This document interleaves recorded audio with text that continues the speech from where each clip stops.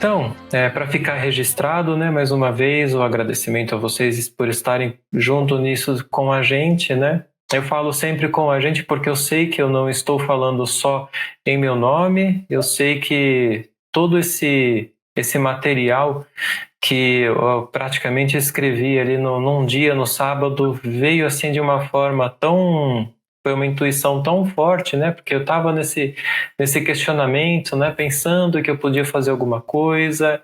E no sábado de manhã, no sábado passado, enquanto estava fazendo a prece, assistindo a aula daquele centro que eu falei, começou a vir tudo de uma forma muito lúcida e eu falei, eu tenho que correr e escrever. Então eu sei que a gente é só... A gente é guiado, a gente é ferramenta, né, nessa vida, e sempre que a gente se dispõe a fazer isso, os caminhos vão se abrindo, né? E as pessoas certas vão chegando. A gente está de longe, o Joel está do Rio de Janeiro, a Ariane está de onde mesmo? Ah, peraí. Pronto. São Paulo, capital. Ah, você está de São Paulo, legal. É. Eu era de São Paulo também. Tô aqui de Sorocaba, né? Estamos pertinho. Então. Todo mundo na região sudeste, pelo menos, né? Sim, sim. Logo, logo eu acho que vai ter mais gente com a gente lá do Sul, lá do Nordeste. O movimento espírita no Nordeste é bastante interessante, né? Também tem muita gente trabalhando lá, né? Eu acho que logo, logo a gente começa a se juntar mais nisso. E eu queria dar uma noção geral, assim, né? Principalmente para quem está assistindo. Eu sei que a gente já conversou bastante esses dias, mas da questão do funcionamento desse grupo, né? De onde nasceu essa iniciativa. Eu já falei um pouquinho da questão de querer fazer alguma coisa, mas o fato eu acho até muito interessante como eu vivo falando com a minha esposa, como tudo foi se formando dentro da minha cabeça como algo que eu acho que foi conduzido mesmo. E as pecinhas foram se encaixando de uma forma que quando eu montei o quebra-cabeça, eu falei, nossa, é isso. Porque começou Foi uma intuição que você teve? Então, desde o começo, desde muito tempo, eu sempre queria fazer alguma coisa. Eu não sabia o que fazer, né? No ano passado, quando eu estava num período meio ruim lá, que eu estava para baixo, né? Eu teve um dia que numa reunião de família, a minha avó veio se comunicar através da nossa prima, médium, e eu senti, antes dela falar, eu senti que ela estava ali e eu questionei, falei, vó, pelo amor de Deus, me ajuda, o que eu faço? E a resposta foi muito clara, ela me falou primeiro de forma intuitiva, pelo pensamento, estude, pelo menos estude, e quando chegar a hora você vai estar mais pronto, né? Isso, inclusive, eu falo para todo mundo, né? Quando a gente se coloca no propósito de estudar, no começo a gente fica até meio perdido, mas se a gente, que seja, pegar o livro dos Espíritos, que é a base, e falar, eu vou estudar, né? Eu vou ler, eu vou tentar entender. Daqui a pouco a gente está lá num grupo e vem um outro assunto e alguém coloca um outro livro e as coisas vão se formando, né? Um dos pontos muito importantes nesse processo, na verdade, mais um, né? Foram dois pontos bem importantes. O primeiro começou com o dia que eu sonhei com a minha avó, que ela me estendeu a mão, eu senti, né, eu pegando na mão dela, aquilo mexeu comigo, e naquele dia eu participo de um grupo no WhatsApp, uma moça sempre colocava os áudios lá do Evangelho, lá do Terra de Ismael, né? Eu nunca tinha ouvido, sempre deixava passar. E naquele dia aquilo ficou na minha cabeça. Ouve. Eu ouvi e aquilo mexeu comigo. Foi o primeiro ponto. Então comecei a prestar atenção em mim. Depois, um dia lá em São Paulo, eles participam desse centro que eu falei, né, o Caminheiros da Fraternidade, e eles estavam fazendo vários cursos online lá. E eles sempre falavam, participe, é legal, você vai gostar. Mas a gente tem esse negócio, né? Eu tenho muito esse negócio, ou tinha muito mais, né? De ser resistente. Então a pessoa apresenta uma coisa e fala, eu já sei disso aí, curso básico de espiritismo eu já conheço, isso é bobeira, e ficava nessa resistência. Nesse dia, a minha prima, eu estava com ela sentada lá, a gente estava tomando café, olha, vai começar o curso lá, a gente precisa ir. Júnior, ela me chama de Júnior, né? Você não quer participar? Eu tava assim, sabe quando você responde meio, tá bom, Era vai. Evangelho no Lar? Não, não era. Era um curso. Eles têm vários. Eles têm o curso básico, eles têm o Jornada Espírita, que é sobre reforma íntima, tem de mediunidade. É bem interessante, né? A grade deles. E aí eu, relutante, falei: tá bom, vamos lá. E desci com ela. Quando chegou lá, não estava passando, ela tinha errado o dia. Só que aí ela falou: já que estamos aqui, deixa eu te mostrar o que é. Ela começou, abriu a esmo, assim, ela nem tinha visto esses vídeos que ela estava procurando ali. Ela abriu um que era desse, da Jornada Espírita, onde eles estavam falando sobre Paulo de Tarso e, como sempre, né, o que tinha naquele vídeo era para mim.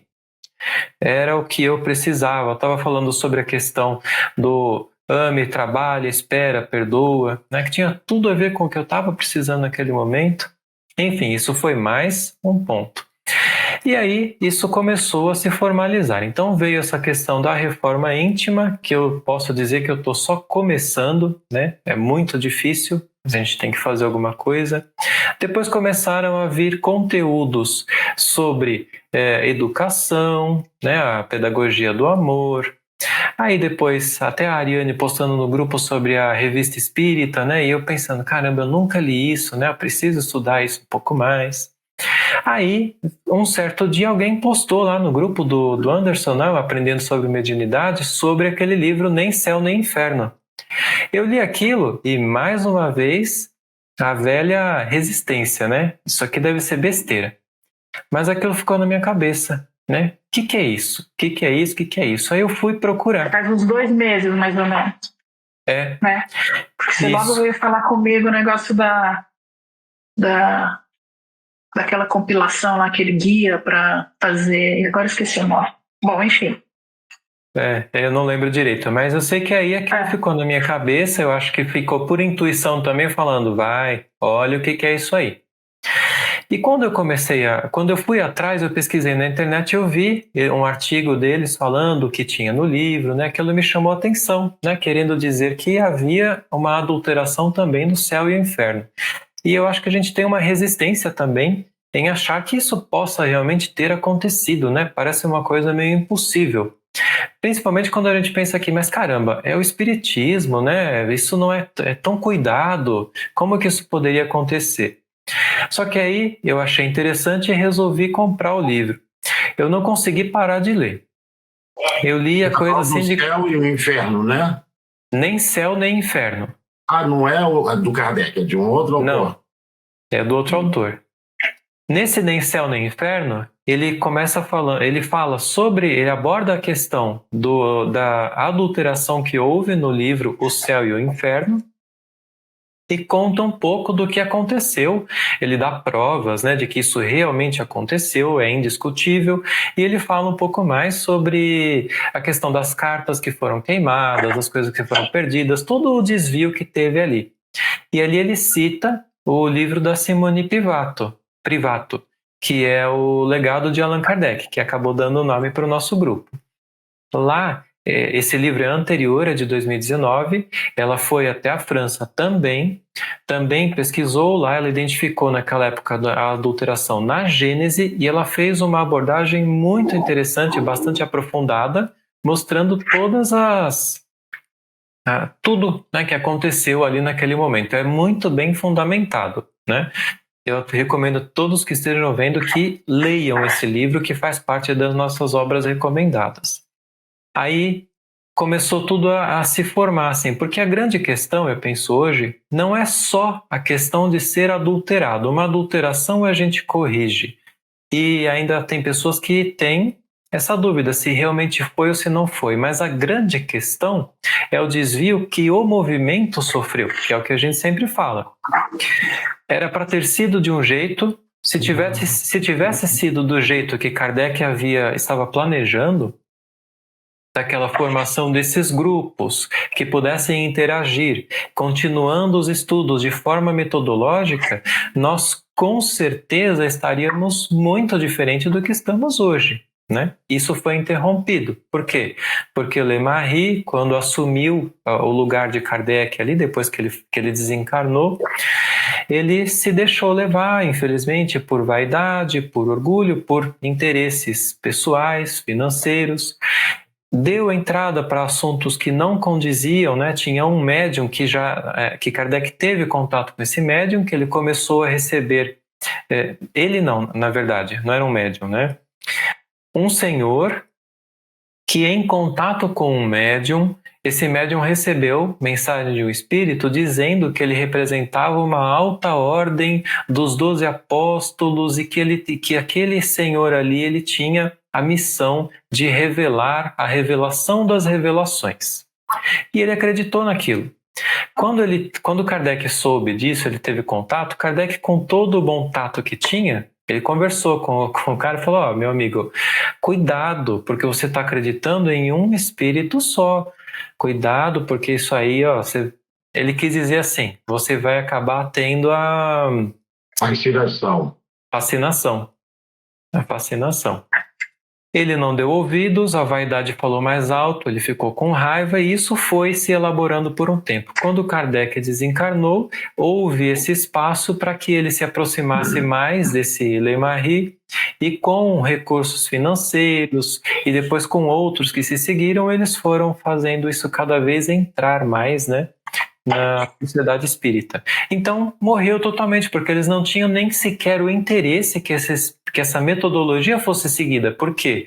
Se ele adotasse a metodologia de fazer a verificação, a concordância universal, ele se veria desmentido, né? Outros espíritas da época, como inclusive o Leon Denis, que talvez fosse um pouco novo, o Gabriel Delany, que eu acho que era da mesma época, enfim, tinham vários, né, ali. Eles parece que não tomaram a frente com tanta energia quanto precisava, parece que eles ficaram baqueados com o desencarne de Kardec também. A viúva ficou mais ou menos sozinha ali e as coisas se desenrolaram como foi, né? Depois de Kardec, alguns pesquisadores continuaram algum trabalho, entre eles como é que é a crise da morte? É o Ernesto Bolzano. Ernesto Bolzano. Então ele buscou fazer. Nesse da crise da morte, por exemplo, eu acho muito interessante porque ele analisa se quem foi que psicografou aquela carta. Essa pessoa, ela não era nem espírita, ela nem conhecia o espiritismo, mas ela psicografou um negócio ali que concorda com os outros, né, que já estavam ali. Então ele buscou essa mesma metodologia, mas aí já não tinha assim tanta força, né? E isso foi se perdendo com o tempo, né? Então a ideia é essa, né, que a gente tente reiniciar o movimento, quem sabe, né? Porque eu sempre penso assim, poxa, a gente estuda a base lá de Kardec, estuda o Pentateuco, é muito importante, mas a gente fica nisso e a gente ouve e a gente vê nos grupos, né? E é sempre assim, é uma citação de Kardec lá do passado, é sempre uma citação lá do Evangelho do passado. Então o pessoal fala que está ultrapassado, que não, né? Nesse ponto de estar ultrapassado eu discordo, porque algo que é um fundamento não fica ultrapassado, ele pode ficar um pouco desatualizado, né? Eu penso dessa forma. Não, eu estou falando que as pessoas falam, né? Sim. Falando. Sim. Não, entendi. Então, eu penso isso, né? Que ele pode ficar um pouco desatualizado, como você mesmo disse, né, Ariane? Que está estudando lá a Gênese e que você vê coisas que hoje a gente aprende na escola, né? E que, né? Então, né? Então isso ficou para trás. Quer falar? Não, eu queria falar assim, Paulo. Eu acho que Kardec fez um grande trabalho para a época dele. Mas muitas das coisas que ele colocou merecem, sim, uma atualização, uma revisão, porque muita coisa foi introduzida, né? Muita coisa foi introduzida. exemplo, na época dele, a prática mais comum era a psicografia. Hoje em dia, usa-se, mas nem tanto quanto.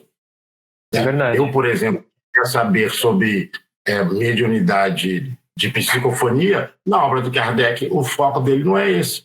O foco dele é mais a psicografia. Eu tive que comprar outra obra, até do Leon Denis, que você citou, para eu entender o que é mediunidade de psicofonia.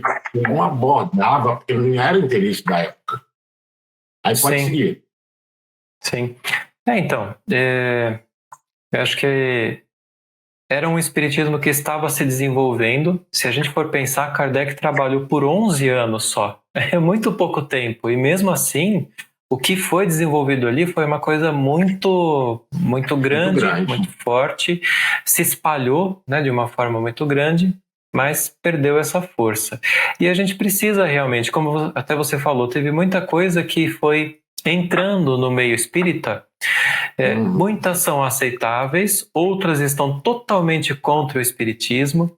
Hoje em dia, por exemplo, é muito comum, e não é nem mesmo uma crítica, mas é que a gente vê muito comum as pessoas utilizando o termo karma. E o karma vem de uma doutrina que não é exatamente a mesma que o espiritismo, né? Tem um conceito diferente, só que o espírita também usa. Tem coisas como, por exemplo, tem tanta gente que fala da questão de se o perispírito tem 7 camadas, se tem 3 camadas, se tem uma. Lá em Kardec ficou bem claro que o perispírito era uma coisa entre a matéria e o espírito, né? Mas, poxa vida, tem tanta gente falando, de repente a gente poderia, né, quem sabe um dia como Kardec fazia, perguntar para a espiritualidade essa opinião de que o perispírito tem 7 camadas, ela é verdadeira? E de repente a gente receba, como ele fazia de vários pontos, não, ela não é verdadeira, já ficou bem explicado isso lá atrás, né? Deixa eu falar só um minutinho disso aí. Posso? Então, quando eu porventura, aí eu fui estudar um pouquinho isso aí, não estudar os corpos, mas estudar de onde que veio o perispírito, né? Vocês sabem que veio lá primeiro quem falou foi Paulo de Tarso, que ele falou um corpo espiritual que fazia uma comunicação. Acho que ele não usava intermédio, essas palavras, não tem, ele falava que fazia a comunicação. Corpo espiritual, ele falava. Tem lá na Bíblia. Depois veio o Paracelso que falou corpo astral. Só que corpo astral remetia aos alquimistas.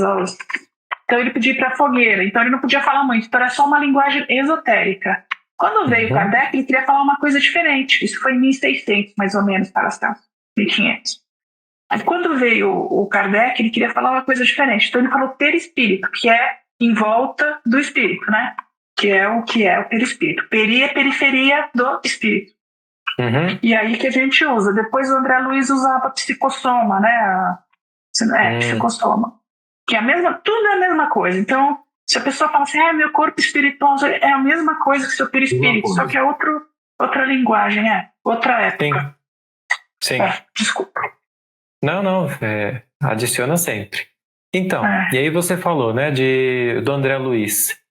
E é até bem interessante citar isso agora, porque tem muita gente, quando a gente começa a falar de Kardec, da necessidade do estudo, muita gente fala que a gente está sendo fundamentalista, que isso é impossível. E eu discordo totalmente disso, né? Ser fundamentalista seria a gente falar que só Kardec está com a razão, né? Quando, pelo contrário, a gente entende que Kardec criou um estudo muito importante, ele utilizou uma metodologia muito importante, que é o que a gente tenta buscar de novo aqui. Falou de André Luiz. Veja que André Luiz trouxe lá por Chico Xavier conhecimentos tão importantes que a gente só começa a entender hoje ainda a respeito, por exemplo, da glândula pineal, da nossa ligação com o perispírito, né? Tanta coisa que tem ali na obra de André Luiz, principalmente ali nos 4 primeiros livros que são enfim, toda a obra.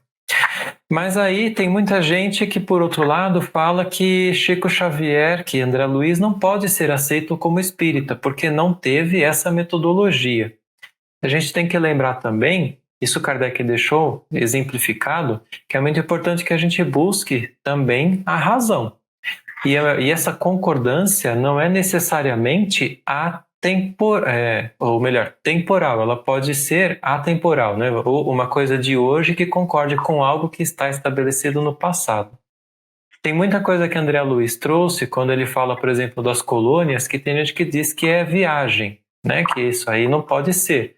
Mas a gente pega lá a crise da morte e vê o que Ernesto Bolzano analisou na época e a gente entende que existe matéria do outro lado,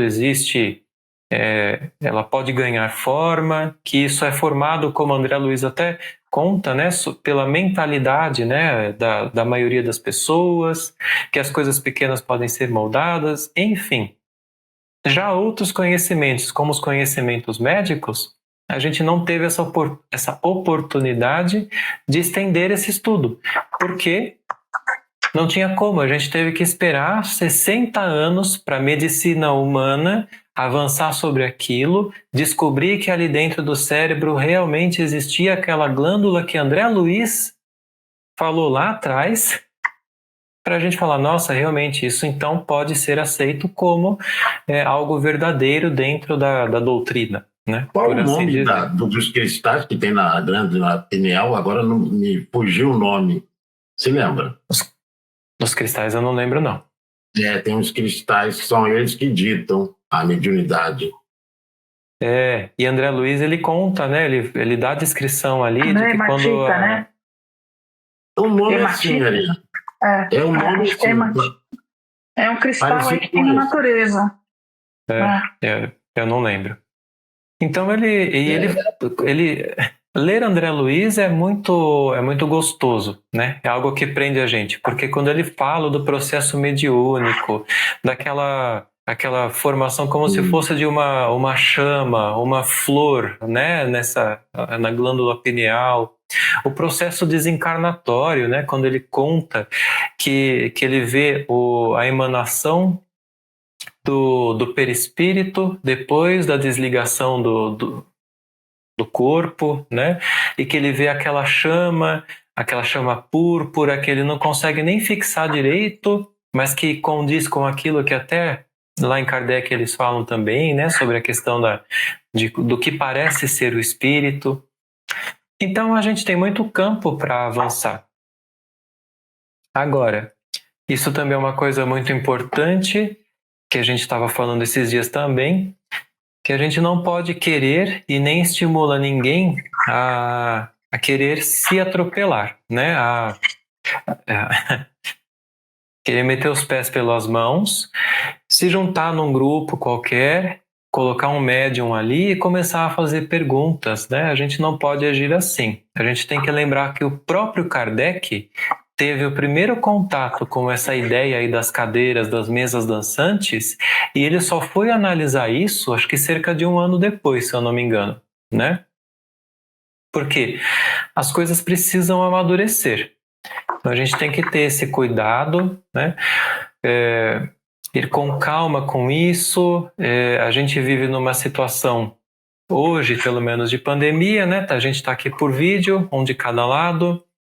A gente não sabe o quanto de suporte é necessário, né, para que alguém possa ter. Eu acho que é muito complicado a gente querer fazer uma reunião mediúnica por vídeo, né? É isso que eu quero dizer. Não querendo entrar muito nesse tema, porque é um tema que dá uma discussão grande, mas eu acho que é complicado. E a gente precisa lembrar, né, a todos que a mediunidade ela vem primeiro para corrigir a gente, para que a gente busque o nosso equilíbrio. A falência de 99% dos médiums se dá por conta de não prestar atenção nisso, de deixar a portinha da vaidade, do orgulho abertas ou não verificadas, não corrigidas, né? E dão espaço ao misticismo, qual a palavra que a gente tinha falado lá? fascinação. Fascinação. A fascinação. Fenômenos, né, efeitos de fenômenos mediúnicos que a gente sabe que às vezes podem acontecer, né, uma pessoa que não esteja, um médium que não esteja vigilante e equilibrado e comece a dar acesso a passagem, né, a fenômenos mediúnicos, eu acredito que é como uma luzinha que se acende no meio da escuridão, e a gente tem que lembrar que nessa escuridão tem muita gente, tem muito sofredor buscando uma luzinha, né? Então precisa ter uma preparação grande, um bom ambiente, um compromisso muito grande, isso é muito importante, né? Não dá para ser médium um dia por semana e no resto dos dias viver a vidinha da forma como todo mundo vive, né?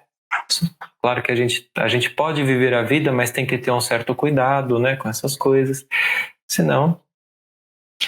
A gente vê exemplo disso, Paulo, lá no grupo do Anderson. Tem muita gente que é médium e nem se dá conta disso, e muitos nem sequer acreditam que existe mediunidade, né? E outros, pelo contrário, confundem eventos físicos, né, doenças, com a mediunidade extensiva. Isso é muito comum lá. Sim. Muito comum. Tem muito médico que não acredita. E leva uma vida desregrada, sofrendo as influências de maus espíritos. Sim. Né? Eu acho que a gente está vivendo um momento muito importante. Tem algo que me diz que faz parte desse momento de transição que a gente sabe que está passando, esse aflorar da mediunidade novamente. Porque, assim, tá muito, né? A gente, por todo lugar que a gente vê, em tudo que é grupo, as pessoas estão falando que estão vendo coisas, que estão ouvindo, que ela fecha o olho e vê sombras, que ela sente, tá uma coisa muito aflorada. Então... É verdade, aumentou muito os números de mediunidade. Eu conheço tanta gente agora, depois que eu passei a frequentar o centro, quanta gente eu conheço que fala de eventos mediúnicos na delas. A Ariane é mais intuitiva, né? Você é mais intuitiva, né, Rita? Sou. Eu nunca frequentei um centro. Já fui, mas nunca frequentei. Uhum. E eu gosto muito de estudar. Assim, gosto de ir atrás. Se alguém vem com uma dúvida, eu vou até conseguir uma resposta para a pessoa. E a gente tem que ter essas coisas de usar o que eu tenho facilidade para procurar as coisas e estudar. Então, acho que eu posso ajudar com isso. Porque se a pessoa tem uma dúvida, o que eu faço aqui? Aí tal lugar fala tal coisa. Assim, não é para ajudar as pessoas mesmo. Porque as pessoas, às vezes, o que você está falando agora, querem fazer as coisas sem saber os fundamentos. Acham que tá com mediunidade, mas não sabe nem o que fazer com aquilo, né? Não sabe que pode procurar um centro, pode conversar com uma pessoa, a pessoa dá esclarecimento. Então, é complicado, as pessoas estão meio perdidas, né? Todo mundo. E o momento, Ariane, as pessoas querem buscar centros, né, mas estão todos fechados. As pessoas estão sem... Tem que dar uma solução para isso. Mas também... mas as pessoas têm que ver também que aquilo que eu também gosto de reforçar, que o Paulo falou, você sempre falou isso também, Joel. A gente precisa, o dia a dia, não é só na hora que está aqui conversando que eu sou espiritualizada, é o dia inteiro. Na hora que eu estou fazendo alguma coisa, na hora que você está lidando com... As pessoas estão lidando com seus companheiros de trabalho, na rua, no elevador, no prédio, onde for. Não é só na hora que você está lá no centro. E as pessoas acham que só tem que ser naquela hora. Não é assim. Sim. Né? Sim. E é difícil pra caramba, porque a gente no dia a dia, naquela hora que você tá com a esposa, com o colega de trabalho, que ela fala alguma coisa pra você, que você ouve meio cortado e já vem aquela raivinha no coração, que você tem que pegar, né? E não, eu não vou dar espaço para isso agora, eu não vou deixar isso vazar, deixa eu mudar isso. Não vou levar isso para mim, vou devolver de outra forma, né? Então é uma vigilância constante. Exato, esse que é o problema. É o constante. Constante. E aí eu acho que a gente tem nessa questão dos médiums e que está para mim, me parece que está se multiplicando assim de uma forma absurda, essa questão da fenomenologia. A gente tem que pensar sempre, e cabe a cada um se compreender, né? Porque a gente tem os médiuns que não conhecem nada de espiritualidade, nem de espiritismo, mas que são pessoas equilibradas que já têm uma espiritualidade dentro de si, né? Então, eu falo assim, porque tem médiuns, por exemplo, que não conhecem o espiritismo, mas são boas pessoas, procuram ser uma pessoa, assim, evangelizada, né? Para dar uma definição, e elas lidam bem com a mediunidade, elas ficam tranquilas, enquanto tem outras pessoas que estão no extremo oposto, que elas estão desequilibradas, não conhecem nada, né? E que aí vem esse chamamento, que precisa ser de buscar um estudo, esse estudo para buscar primeiro entender o que é a mediunidade, o que elas estão passando, mudar a vibração própria, né? E para daí ir se equilibrando de novo, né? Mas o que eu queria dizer é que, assim, com essa grande quantidade que a gente vê, eu, ao mesmo tempo, fico pensando, tem tanta, mas tanta gente que, buscando o caminho certo, pode fazer parte de um novo amanhã. A mediunidade serve para isso, né? Primeiro para corrigir a gente e para levar a luz para o mundo. Então a gente tem um grande campo, né, de possibilidades. É verdade, concordo. Né? Sim. Mas isso, como eu falei, é para o futuro, né? Se tiver alguém aí assistindo que é médium e não sabe como é que tá meio desequilibrado, vai primeiro buscar. Eu falo por mim mesmo, eu sou só sensitivo, mas isso já é o suficiente. Na verdade, Kardec lembra disso e André Luiz também fala, não sei se André Luiz ou Emmanuel, sobre a questão que a sensitividade é a base de tudo. Né? A sensitividade é a base de tudo. Então, a gente sente as coisas, a gente se incomoda, a gente pega contaminação energética, por assim dizer, a gente às vezes vem da rua ou alguém chega da rua, você já sente uma inquietação. Por quê?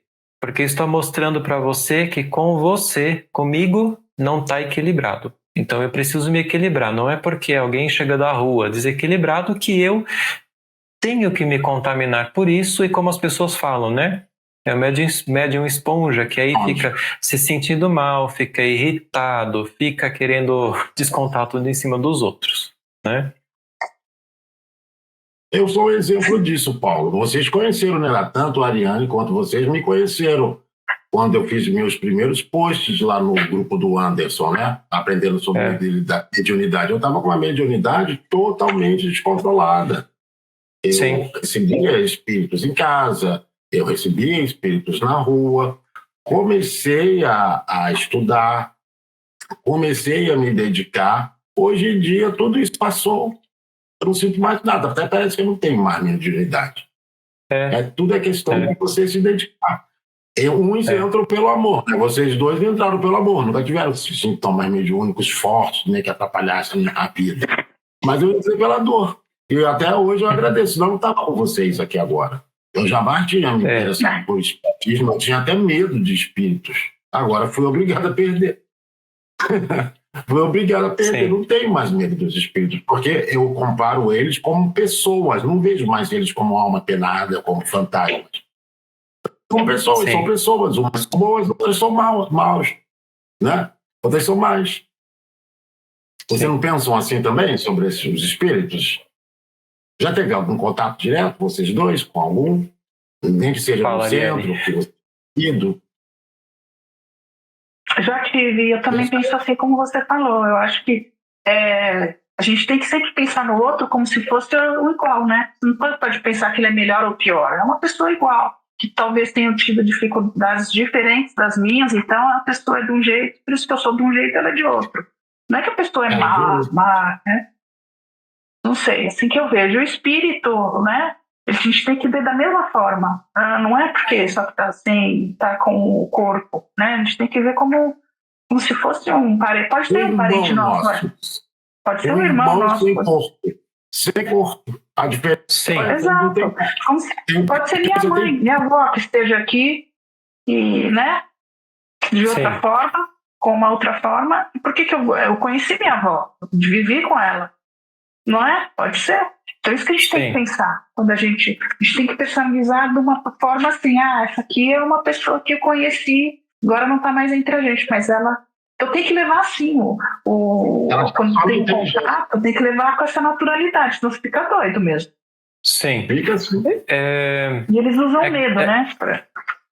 Exato, existem, né? Isso que eu ia falar. Existem, é claro, os espíritos que querem fazer mal, né? Existe, assim, o mal existe, mas o mal, no fim das contas, é a ausência de conhecimento, né? E até nesse sentido, a gente tem que entender e até mudar a nossa vibração, porque às vezes a gente pega assim, se vê um espírito mau e a gente se deixa afetar por ele, eu tô com medo e tal, não sei o quê, você entrou naquilo. Se você... Tá dando alimentação para ele quer isso, causar medo. Se você percebe isso e muda e pensa, não, peraí, isso é uma oportunidade, né? É até uma oportunidade, porque se eu estou sentindo alguma coisa tem de errado. Por que ele está aqui, né? Deixa eu buscar, fazer uma oração por ele, uma prece que seja, e olhar para dentro de mim. Porque eu acredito que a gente tem que olhar para tudo na vida, o que é que eu fiz, o que é que eu estou pensando, o que eu estou fazendo, por que isso está acontecendo, né? Tomar responsabilidade, né? E toda essa volta, só para a gente falar dessa, né? Você vê como estende. Mas só para a gente falar dessa questão, que a mediunidade é algo que é sério. Kardec, na época dele, ele não tinha uma forma, ele fez a codificação, né? Ele estudou aquilo, estudou os efeitos. E os médiuns, inclusive, muitos, eu acredito que sofriam algum tipo de dificuldades por não conhecerem aquilo que ele próprio estava estudando, né? Hoje a gente tem isso. Eu discordo de lugares que façam que a pessoa tem que estudar 7 anos para, de repente, começar a fazer alguma coisa. Se a pessoa tem mediunidade, ela tem que compreender pelo menos o básico da mediunidade, o que ela está passando, buscar essa reforma íntima, e se ela quer trabalhar com isso, que ela assuma isso com seriedade. Era o que Kardec sempre procurava nas pessoas, né? No centro que eu estou, Paulo, para poder você fazer um curso que eles chamam de COMP, que é o curso dos médiuns mesmo, são 3 anos até você chegar até lá.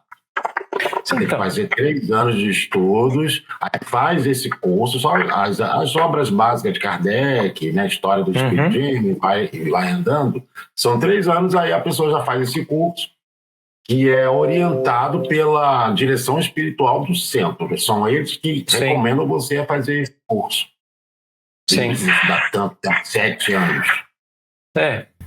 A gente, por outro lado, né, a gente pensa, o Paulo de Tarso, antes dele começar a fazer qualquer coisa, de trabalhar, de querer espalhar o evangelho por aí, ele ficou 2 anos no deserto, comendo gafanhoto, para se entender, para entender tudo o que tinha acontecido.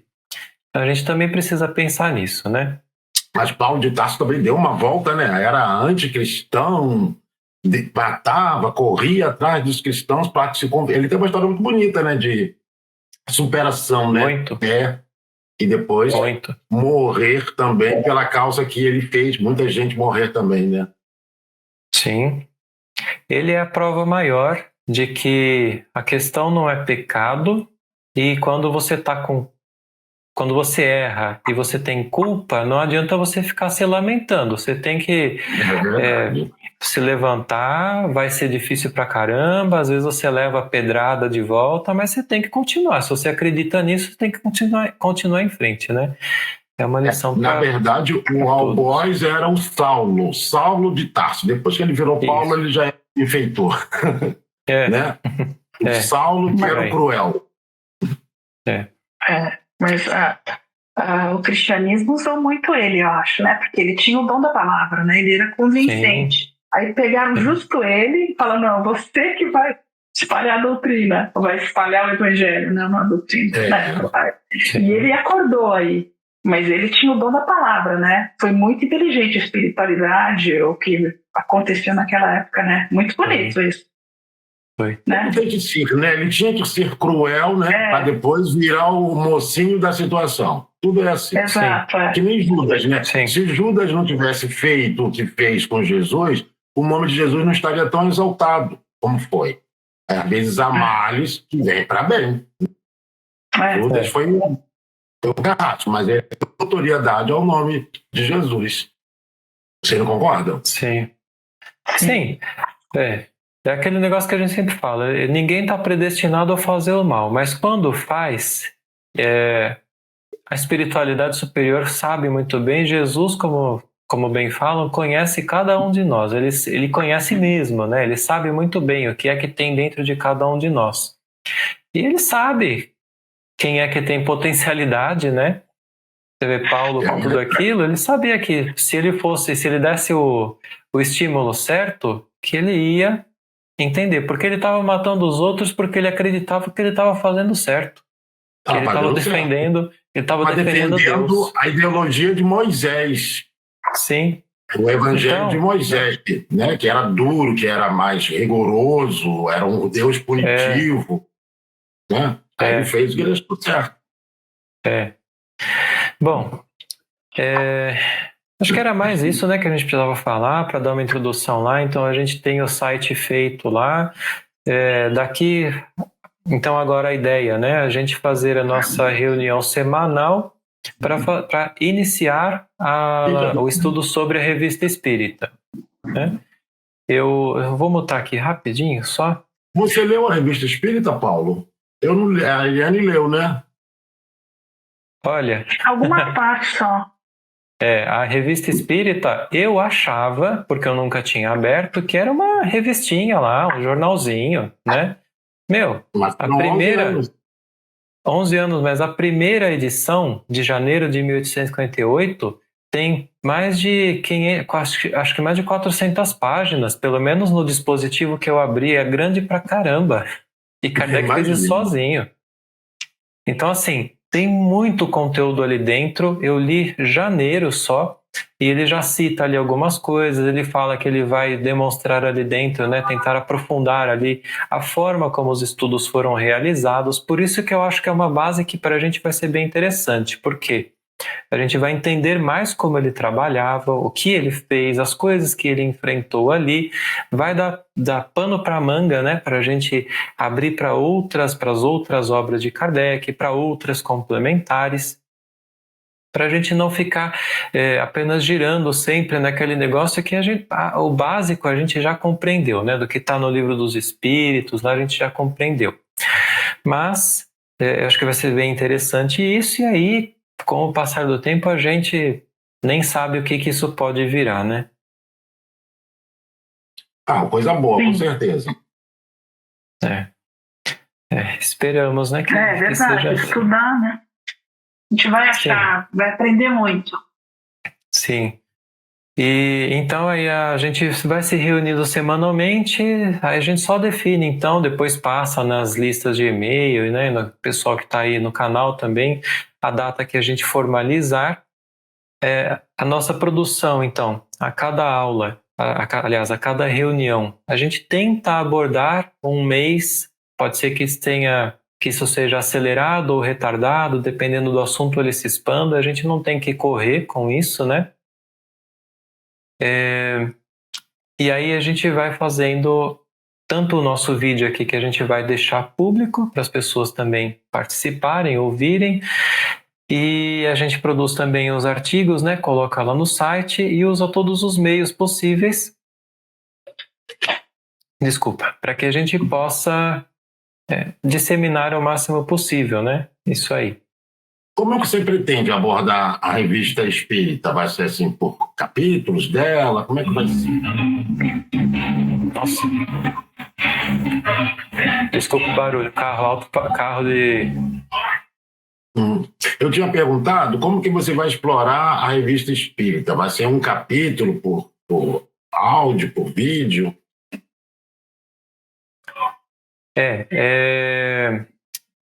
Então, desculpa, eu até perdi o rumo aqui. As coisinhas que às vezes acontecem. A gente, reunindo semanalmente, a gente tenta pegar, por exemplo, o mês de janeiro nessa semana. Então, na próxima semana, a gente tenta abordar esse mês de janeiro da Revista Espírita. Então, a gente vai ter que ir lendo, né? E aí a gente vai sentindo durante a semana, no contato tanto pelo Telegram, quanto talvez também até pelo fórum lá do site, para a gente deixar registrado, porque de repente a gente levanta aqui, poxa, esse assunto aqui é bem interessante, cabe uma abordagem maior aí. Então a gente pode deixar registrado lá uma conversa para depois a gente trazer aqui para a nossa reunião, né? E daí a gente vai produzindo os vídeos e os artigos e tudo que for saindo daí. Certo? Entendi. Já acho que estamos assim, com 1h15 minutos de reunião. Que hoje, na verdade, a gente chegou mais cedo, né, para planejar tudo aqui. Foi meio enrolado o começo, mas eu acho que dentro aí de uma hora tá tranquilo. Acho que dentro de uma hora tá tranquilo, é um vídeo que dá para as pessoas assistirem também, quem quiser, né? E tem só mais uma coisa que eu já ia esquecendo para a gente finalizar, que não ficou, só para deixar realmente claro, se alguém ainda estiver assistindo, sobre que lá no site a gente tem todas as informações. Além do nosso grupo de estudos, a gente quer que isso seja essa iniciativa para que outras pessoas também criem seus grupos, para que de repente num dia em que a gente pudesse colocar de novo nesse estudo metodológico, que seja criado esses grupos confederativos, né, como eu chamei lá. Então é bem interessante que todo mundo acesse lá o site, leia direitinho lá na seção das informações, né, sobre a iniciativa. Quem quiser fazer parte do grupo, pode fazer. Se a gente tiver muita gente, talvez a gente recomende abrir outros grupos ou qualquer coisa assim, a gente vai vendo isso, né? Mas é só para realmente tentar se basear para a gente. Eu não estou falando que eu também tô com tudo pronto, com toda a razão. De repente alguém tem mais alguma sugestão, ouviu lá alguma coisa, fala, Paulo, acho que isso aqui de repente a gente podia pensar se vai dar certo mesmo. Para a gente ir estruturando isso e tentando realmente fazer um ponto inicial, né, que possa ser compartilhado. Mas era isso. Ok. Tranquilo. Então parabéns pela iniciativa. Não, eu que agradeço vocês de verdade por estarem juntos. Tenho certeza que tanto vocês como chegaram e quem quer que venha vai vir. As pessoas certas vão chegando. A gente de vez em quando vai acabar encontrando com dificuldades, como todo mundo sempre encontra, desde que a gente tenha essa coesão, né? essa confiança, né, entre nós, um grupo bem formado. Isso aí são coisas que vão vir e vão passar, né? Você fez um trabalho bonito. Oi? Desculpa. Você fez um trabalho muito bonito, o site, tá tudo muito bem montado, os vídeos, tudo está perfeito. Tá de parabéns. Muito organizado. Parabéns, a ideia, dá para acompanhar bem a ideia, não fica divagando, tá bem prático. Eu gostei. Eu achei muito bom também. Legal, obrigado. Obrigado. E vamos nos ajudando, tá? Como você vai fazer a divulgação do vídeo? Vai lá no site do Anderson, você tem outros meios? Os nossos vídeos aqui, por enquanto, eu vou colocando no YouTube, a gente pode compartilhar lá no grupo do Anderson, ele deixou livre, né, para fazer isso. Quem tiver assinado no nosso grupo vai receber newsletter, né? Então vai receber sempre que tiver um post, um vídeo novo, ela recebe lá um conteúdo falando disso. E por enquanto é isso. Por enquanto é isso. Infelizmente, no YouTube, ele bloqueia para a gente fazer... Se a gente quisesse um dia até fazer um direcionamento impulsionado para atingir mais pessoas para verem o vídeo, mas ele bloqueia por se tratar de assunto de religião, você não pode direcionar para, por exemplo, espíritas, ele não deixa essa opção. Então a gente vai crescendo conforme for possível. Vai aos poucos, vai tranquilo. É por aí mesmo, Paulo, sem pressa. Tá jóia, então. Alguém quer fazer a prece para encerrar? Eu prefiro que você faça, Paulo. Eu também. Estou eleita. Tá bom, então. Eu vou colocar a musiquinha aqui de novo. Vou compartilhar a tela.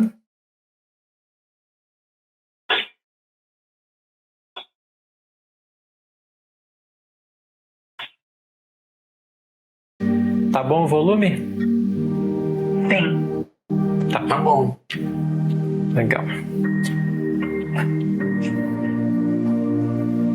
Então, mais uma vez, muito felizes, agradecemos por toda a ajuda que tivemos nesses dias e que com certeza vamos ter, que nós possamos realmente nos fazermos cada vez mais evangelizados, mais reformados, que nós possamos utilizar os nossos dias, os nossos recursos para algo além dos nossos próprios interesses.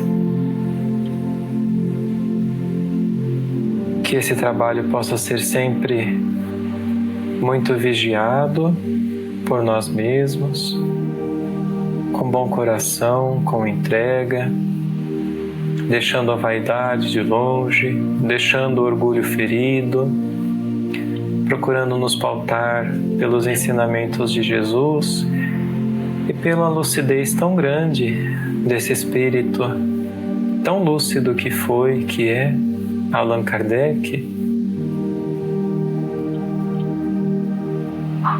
que tão bem compreendeu desde o começo o propósito maior do Espiritismo, a capacidade de transformar a humanidade como transformou e que continua diariamente transformando a cada um de nós.